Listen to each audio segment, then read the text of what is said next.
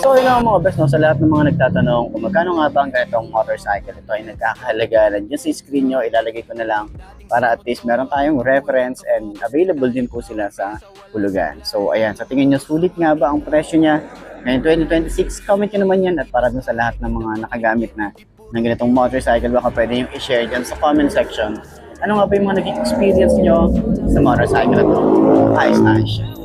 So yun ang mga best, no, sa lahat ng mga nagtatanong magkano nga ba ang ganitong motorcycle, ito ay nagkakahalaga ng 48,000 kapag kinuha nyo ng cash. Siyempre available din po sila sa installment, ilalagay ko sa screen nyo para at least naroon kayong reference pag kumuha kayo ng hulugan. So sa tingin nyo, sulit nga ba ang presyo niya ngayon 2026? Comment nyo naman yan, at para dun sa lahat ng mga nakagamit na ng ganitong motorcycle, pwede nyo i-share dyan sa comment section. Ano nga ba yung mga naging experience nyo sa motorcycle ito? Ayos na ayos yan. So yun ang mga best, no, available nga po dito sa may Rosie Angat branch. Itong Volt 125, meron sila isang unit dito na kulay blue and black combination. So ayan, sa mga nagtatanong and update para dito, yung presyo niya, ayan, lalagay ko na lang din at nakita nyo naman na siguro yung presyo natin dito. So yun ang mga best, no, ngayong 2026, bagong taon, bagong motor, update vlogs para sa ating Skygo Hero 125. Ito yung version na meron siyang fender sa harap. Kasi nga dalawa yung version ng Hero. Merong Hero 3, Hero 4, 125. Ayan. So available po yung kulay yellow dito. Ayan. So marami ding kulay pa to. Meron pa tong available na kulay red. Yan, kulay black. Okay, so may iba't ibang kulay pa to. So pang off-road gaming ang isang to. Medyo kung gusto niya mas maliit pa. Yan, 125cc. Pwede ang isang to. Okay. So sa kanyang headlight, meron tayong halogen bulb, meron din tayong signal light na halogen bulb, flexible din yan. Then nagustuhan ko rin dito is available yung kanyang hand grip, yung grip, yung guard nito or yung cover natin para sa grip natin. Okay, yan. Kulang ko ang tawag dito, kalimutan ko yung tawag dito, pero ayan, yung kanyang cover. Okay, para sa handlebar, meron tayong ganyan. Then yung ating fender, meron tayong flexible din, tapos mahaba rin yung ating extension. May matte finish din tayo rito, and then glossy na kulay yellow. Naka-telescopic fork, naka-ward spoke tayo rito. Yung size ng kanyang gulong ay 2.5 by 17. Ayan. So naka-ward spoke, naka-single disc brake, and naka-dual pad caliper na kulay golden. Okay. So naka air cooled, naka carb type, naka Euro 3 na rin ang isang to. Ayan, sa kanyang headlight, ang ganda ng itsura, no? Ang ganda ng cowling niya rito. Meron tayong mga design dito na parang patulis. Naka LED rin tayo rito. Yung signal light natin dito is flexible naman, LED rin. Okay, ganyan yung formahan natin dito. Parang mga CRF din yung datingan niya. Ating front fender, ano din siya, mahaba din, at meron din tayong mahabang extension dito. Naka-telescopic fork tayo rito.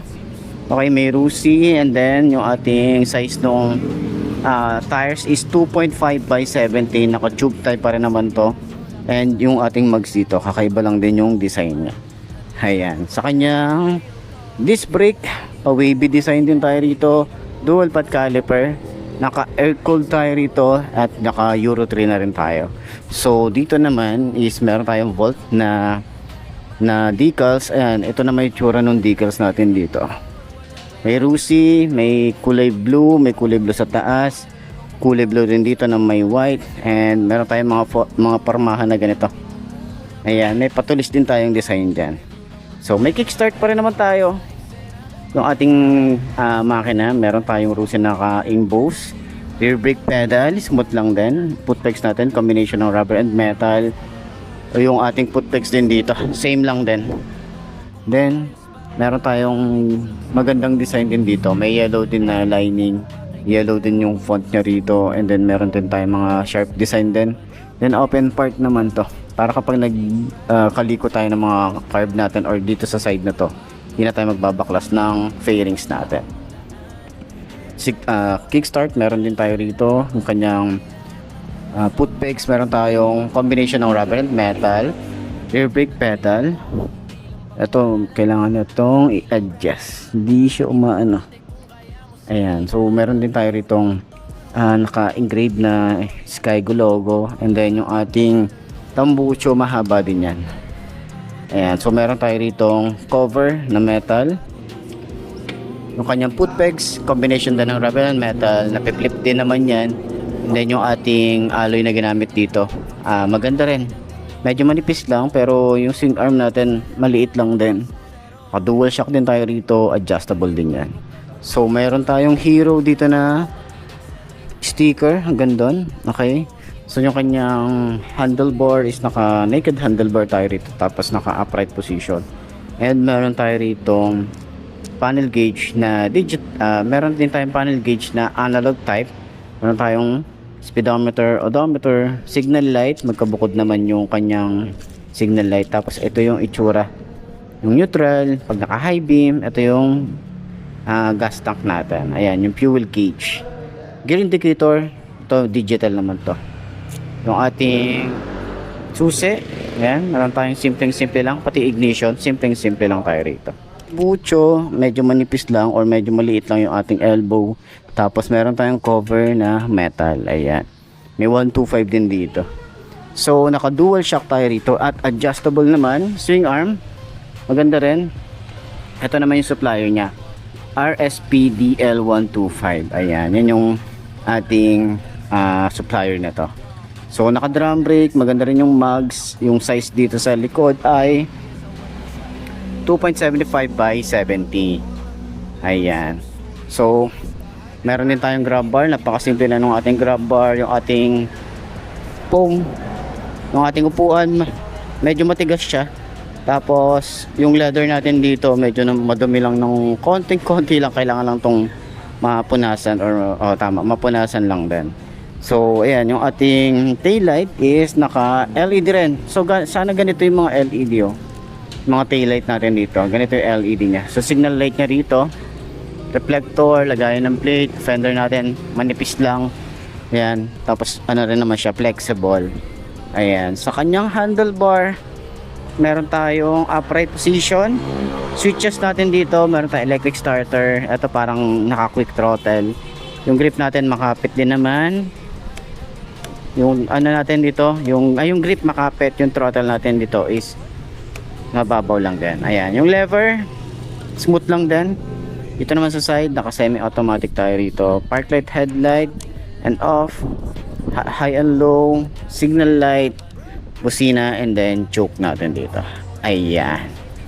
So sa kanyang panel gauge, naka analog type, meron tayo ritong speedometer, odometer. Ito yung signal light pag neutral. Ito naman yung pag naka high beam. Ito naman yung ating fuel gauge. May gear indicator dito na maliit na digital, and then yung ating ignition. Simple lang. Okay, meron naman din tayo ritong compartment. Ayan.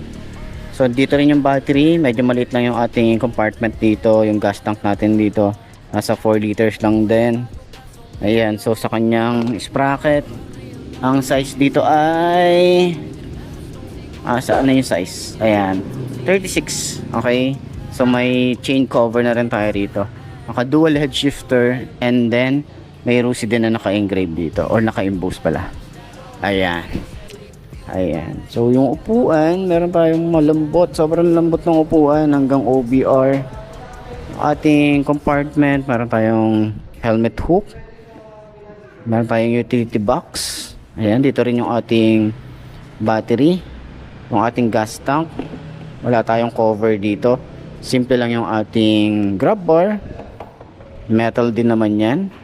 Yung ating tambucho, simple lang din. Ating shock dito is naka dual shock na rin tayo rito, and then adjustable. Drum brake, yung size dito sa likod ay 2.75 by 17, and naka ano na rin tayo rito, off-road yung ating tires. Yung ating tail light is naka bulb type or halogen bulb. Yung signal light din natin naka halogen bulb din. Meron tayong chain cover, maganda yung sprocket size din dito, naka 3060. Ayan, maliit lang talaga siya.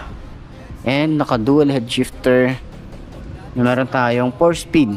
Okay, so yan yung kabuuan ng ating Hero 125 kung naghahanap kayo ng mga pang off-road na 125cc, pwede rin ang isang to. Maganda rin yung itsura niya. So, nice. So, ito yung kabuuan ng ating Volt 125. So, sa lahat ng mga nagtatanong at mga naghahanap ng update para dito, yan, available po dito sa may Rusi Angat branch. Okay, so sana nakatulong tong video na to sa lahat ng mga naghihintay ng update para dito sa Volt 125. Nice yan. Review ng motor, walang preno, tuloy-tuloy. Hatid ko'y totoo, hindi ka maluloko boy. Sa bawat trailer, bawat andar ng gulong, alamin mo muna bago ka sumumulong. Review ng motor, real talk sa eksena, para sa rider na gustong sigurado sa biyahe niya. From city ride hanggang long ride mode, ito ang guide mo sa daan ng kalsada road. Cold start, pakinggan mo ang tunog, kung maayos ba o parang may kulang sa ugong. Suspension check, lubak kay kalaban, kung smooth ang takbo, panalo sa laban. Brakes kung kapit, dapat sigurado, safety first lagi, di pwedeng palpakto. Ilaw sa gabi, malinaw ang daan, headlight na solid, panalo sa laban. Hindi lahat ng uso para sa'yo bro, piliin mo yung swak sa budget at trip mo. Hindi lang pangalan, hindi lang brand, importante kung kaya mo siyang i-handle. Review ng motor, walang preno, tuloy-tuloy. Hatid ko'y totoo, hindi ka maluloko boy. Sa bawat bawat andar ng gulong, alamin mo muna bago ka sumulong. Review ng motor, real talk sa eksena, para sa rider na gustong sigurado sa biyahe niya. From city ride hanggang long ride mode, ito ang guide mo sa daan ng kalsada road. Kaya bago ka bumili, huwag kang padalos-dalos, makinig sa review